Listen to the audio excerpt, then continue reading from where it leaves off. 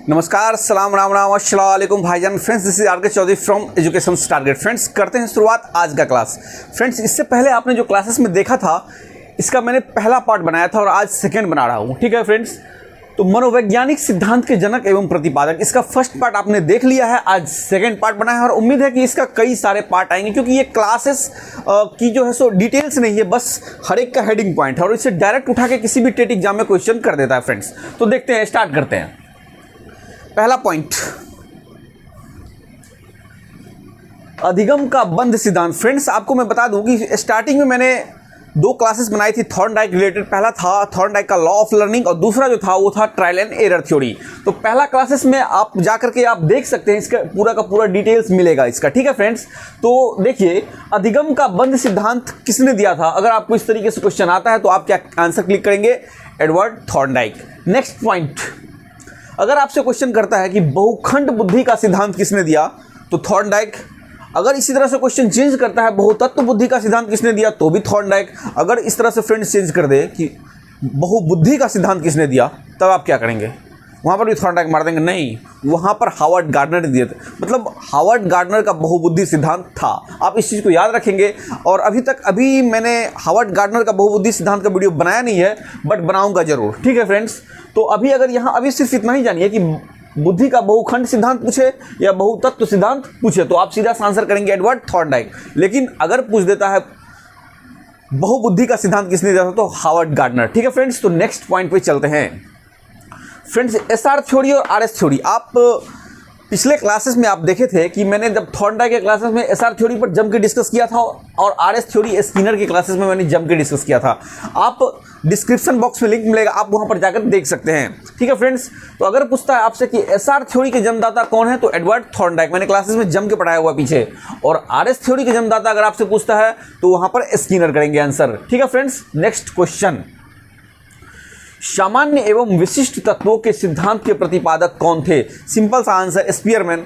Friends, मैं आपको बता दूं, इसका जो फर्स्ट पार्ट मैंने बनाया था वहां पर स्पष्ट किया था कि बुद्धि का एक खंड, द्विखंड, तीन खंड, और वहां पर स्पीयरमैन की भी चर्चाएं करी थी बुद्धि के द्विखंड सिद्धांत के अकॉर्डिंग। बस यहां पर बस उसी चीज का, उसके दो बुद्धि का जो दो कारक की बात कही गई थी, सामान्य और विशिष्ट, स्पीयरमैन के ही अकॉर्डिंग की गई थी। और इसका डिस्कस आप पूरी तरह से इस पर डिस्कस करना चाहते हैं तो एक क्लासेस में बनाऊंगा बुद्धि लब्धि के बारे में, वहां पर इसके बारे में पूरी की पूरी डील कर लूंगा।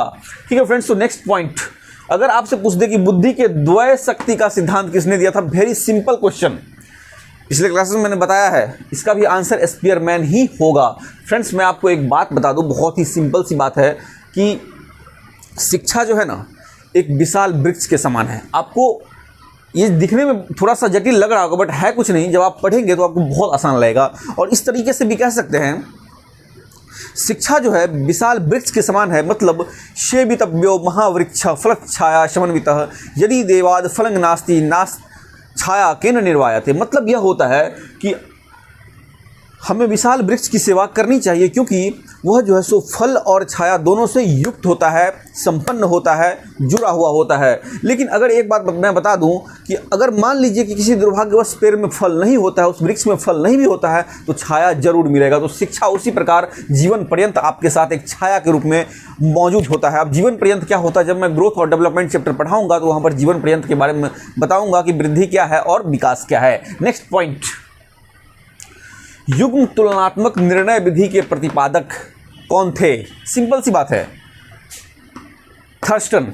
आपको पिछले क्लास में भी थर्स्टन के बारे में चर्चाएं करी थी हमने। नेक्स्ट पॉइंट, थोड़ा सा अगर चेंज कर दे, क्रमबद्ध अंतराल विधि के प्रतिपादक कौन थे? तो भी थर्स्टन। मतलब ये भी थर्स्टन, ये भी थर्स्टन। लेकिन फ्रेंड्स, अगर पूछ दे, थोड़ा सा और चेंज करता है, समदृष्टि अंतर विधि के प्रतिपादक कौन थे? तो फिर यहां पे आप कंफ्यूज मत कीजिएगा, यहां थर्स्टन और चेव, नाम याद रखिएगा, थर्स्टन व चेव। मतलब समदृष्टि अंतर विधि के प्रतिपादक कौन थे? तो थर्स्टन व चेव। नेक्स्ट पॉइंट फ्रेंड्स, चलते हैं, तरल ठोस बुद्धि का सिद्धांत, आरबी कैटल। बहुत ही आसान क्वेश्चन और कई बार पूछे गए हैं। तरल ठोस बुद्धि का सिद्धांत किसने दिया था? तो आरबी कैटल ने दिया था। फ्रेंड्स, मैं आपको बता दूं शिक्षा कितनी बड़ी चीज है। आपको अभी थोड़ा सा ऐसा लग रहा होगा कि कैसे याद है आपको, मतलब हम लोग भूल जाएंगे, ऐसा कुछ नहीं है। मैं आपको बता दूं, शिक्षा बहुत बड़ी चीज़ है और उसको धीरे धीरे अपने जीवन को उसी में लगाते रहना चाहिए। थोड़ा थोड़ा अगर समय देंगे, एक दिन बहुत समय जाएगा शिक्षा मतलब बुक पर, और फिर एक हमारे पास एक बहुत मतलब कई मतलब एक अच्छा ज्ञान से संपन्न हम हो जाएंगे। मतलब हमारे पास ज्ञान उत्पन्न होगा, मतलब ज्ञान का सागर उत्पन्न होगा। कहने का मतलब यह होता है, मैं आपको बता दूं कि एक सिंपल सा एग्जांपल लीजिए ना, दुनिया के बहुत बड़े आतंकवादी थे ओसामा बिन लादेन, थे ना।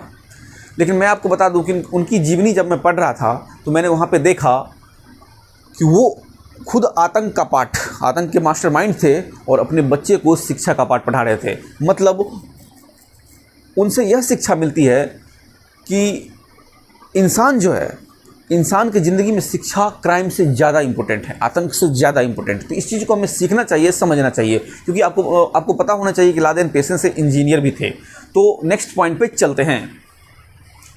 न्यादर्श प्रतिदर्श वर्ग घटक बुद्धि का सिद्धांत किसने दिया था? थॉमसन। सिंपल सी बात है, कुछ है ही नहीं, थॉमसन। न्यादर्श प्रतिदर्श वर्ग घटक बुद्धि का सिद्धांत किसने दिया था? थॉमसन। देखिए फ्रेंड्स, बुद्धि लब्धि जब चैप्टर पढ़ेंगे ना, ये बुद्धि वाला जो बीमारी है उसको हम खत्म करेंगे, ठीक है। नेक्स्ट पॉइंट, प्रतिकारक विशेषक सिद्धांत के प्रतिपादक कौन थे? R B Cattell. यहां पर पूछ दे आपसे तरल ठोस बुद्धि का सिद्धांत किसने दिया? R B Cattell. और यहां पर पूछ दे कि प्रतिकारक विशेषक सिद्धांत के प्रतिपादक, तो भी आरबी कैटल, ठीक है। और आरबी कैटल के बारे में पिछले क्लासेस में मैंने डिस्कस किया भी था। नेक्स्ट पॉइंट, इसी का पार्ट 1। नेक्स्ट पॉइंट, पदानुक्रमिक क्रमिक महत्व बुद्धि का सिद्धांत किसने दिया था? फ्रेंड्स, बर्ट एवं वर्नन याद रखिए। क्या अगर पूछ दे पदानुक्रमिक क्रमिक महत्व बुद्धि का सिद्धांत किसने दिया था, तो बर्ट एवं वर्नन। फ्रेंड्स, मैं आपको बता दूं, काफ़ी कमाल की बात है कि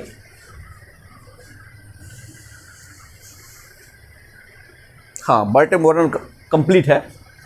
सबसे पहले मैं आपको बता दूं कि पढ़ाई को जम के कीजिए, थोड़ा सा समय दीजिए, क्योंकि करियर बिल्ड होने में बहुत मेहनत लगता है, ठीक है।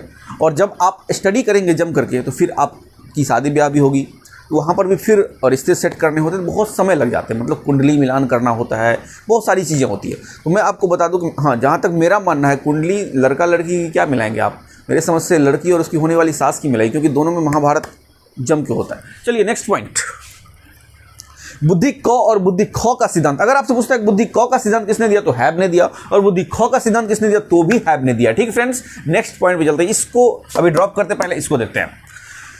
बुद्धि लब्धि ज्ञात करने के सूत्र के प्रतिपादक विलियम स्टर्न। फ्रेंड्स, मैं आपको बता दूं कि इससे रिलेटेड मैंने एक क्लासेस बनाई थी मात्र 2 मिनट की। आप आई बटन थर्ड अंपायर के पास जाकर लिंक में क्लिक करके देख सकते हैं कि उस पर मैंने एक क्वेश्चन भी सॉल्व किया था। अगर इस तरह से क्वेश्चन पूछ दे कि बुद्धि लब्धि ज्ञात करने के सूत्र के प्रतिपादक कौन थे, तो विलियम स्टर्न। और नेक्स्ट पॉइंट, बुद्धि इकाई का सिद्धांत किसने दिया था, तो विलियम स्टर्न एवं जॉनसन ने, जो कि मैंने यहां पर लिख भी दिया है, स्टर्न एवं जॉनसन ने। मतलब बुद्धि इकाई का सिद्धांत किसने दिया था, तो स्टर्न एवं जॉनसन ने, विलियम स्टर्न एवं जॉनसन ने। नेक्स्ट पॉइंट पे आते हैं, ये तो हो गया फ्रेंड्स। जब आप आगे बढ़ेंगे ना, तो आपकी बातें पीठ पीछे चलती है, तो आपको निगेटिविटी में नहीं जाना है। क्यों? क्योंकि पीठ पीछे बात उसी की होती है जिसमें कुछ बात होती है। नेक्स्ट फ्रेंड्स, संरचनावाद संप्रदाय के जनक कौन है? देखिए, ये आपको याद नहीं रहेगा, इसका नाम थोड़ा सा ये है, बट घबराना नहीं है, इतना सा याद रखिए, वुंट एवं टिचनर, ठीक है। संरचनावाद संप्रदाय के जनक कौन थे, तो वुंट एवं टिचनर। वुंट का पूरा नाम था विल्हेम मैक्समिलन वुंट एवं शिष्य टिचनर, ठीक है। तो वुंट एवं टिचनर आप याद रख सकते हैं, संरचनावाद संप्रदाय के जनक, ठीक है। नेक्स्ट पॉइंट, गेस्टाल्टवाद संप्रदाय के जनक। देखिए, ये अगर आपको नहीं याद है तो गड़बड़ है।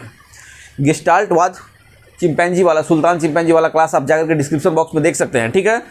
गेस्टाल्टवाद मैंने बताया था, गेस्टाल्टवाद संप्रदाय के जनक कोहलर, कोफ्का, वर्थिमर। मैंने कहा था ना कि कोहलर का अंतर्दृष्टि एवं सूझ का सिद्धांत, ठीक है। तो गेस्टाल्टवाद का अंतर्दृष्टि एवं सूझ का सिद्धांत, तो जब जैसे ही क्वेश्चन आएगा गेस्टाल्टवाद संप्रदाय के जनक, तो आप कोहलर, कोफ्का, वर्थिमर मार के निकल जाएंगे। नेक्स्ट पॉइंट पे चलते हैं, मूल प्रवृत्तियों के सिद्धांत के जन्मदाता कौन थे? William McDougall. सिंपल सी बात है, कुछ है ही नहीं। हाँ, क्लासेस को डिस्कस करेंगे आगे, अभी फिलहाल इतना ही जानिए, क्योंकि डायरेक्ट हिट करेगा आपके एग्जाम में। मूल प्रवृत्तियों के सिद्धांत के जन्मदाता कौन थे, तो विलियम मैकडूगल। और हार्मिक का सिद्धांत किसने दिया था, तो विलियम मैकडूगल ने ही दिया था। देखिए, क्वेश्चन थोड़ा सा चेंज कर देगा कि पूछ देगा हार्मिक का सिद्धांत किसने दिया था, तो विलियम मैकडूगल ने ही दिया था। फ्रेंड्स, मैं आपको बता दूं कि आप किसी भी एग्जाम के लिए अगर पूरी डेडिकेटेड होकर तैयारी करते हैं, तो बहुत आसानी से अपने लक्ष्य को प्राप्त करेंगे। क्योंकि मायने नहीं रखता है कि आपकी उम्र क्या है, मायने यह रखता है कि आप किस उम्र की सोच रखते हैं फ्रेंड्स, ठीक है। तो उम्मीद है आज का क्लास आपको बहुत अच्छी तरीके से समझ में आया होगा। थैंक यू, जय हिंद, जय भारत।